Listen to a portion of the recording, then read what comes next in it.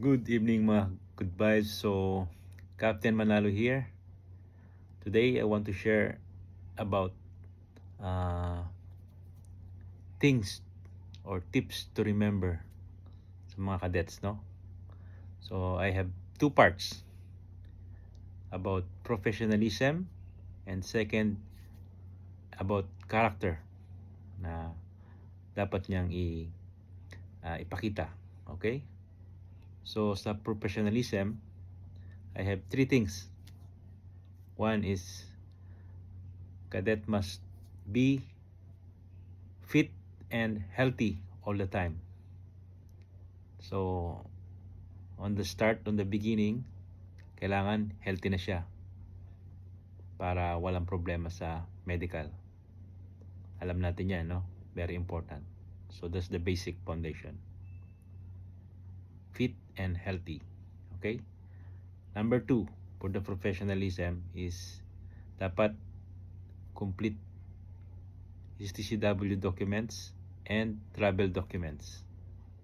So, after ng schools graduation, we have to make sure na dapat alam natin yung kukunin natin and kukumplituhin natin before we apply sa mga manning agency. Okay? And number 3, for the professional aspect, dapat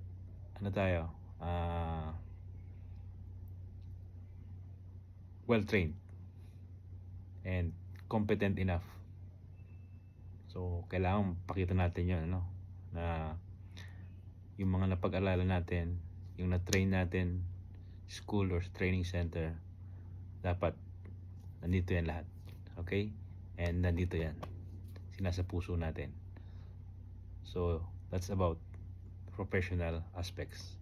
So, doon naman sa characters na dapat nating i-maintain sa personal natin, sa personal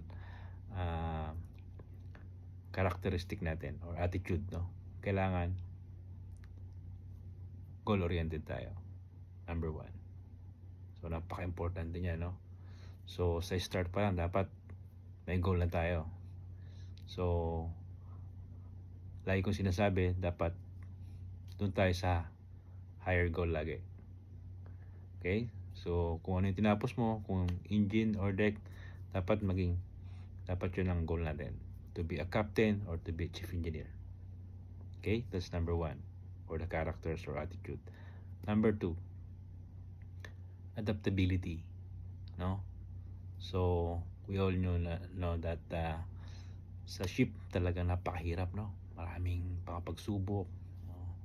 And then iba-iba yung nakakasama natin, lahi, culture, religion. So, iba-iba yan, no? So, napaka-importante nung ina-adapt natin sa sarili natin. And then sa environment. So, nandiyan na yung bad weather, cold, hot, sa lahat na ano. So, kailangan adapt natin sa sarili natin. And number 3, sa characters, kailangan i-maintain natin yung focus.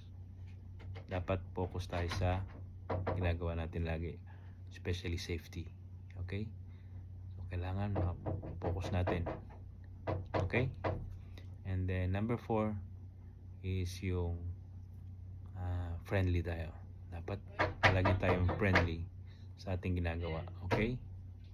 Friendly. And then number 5 is dapat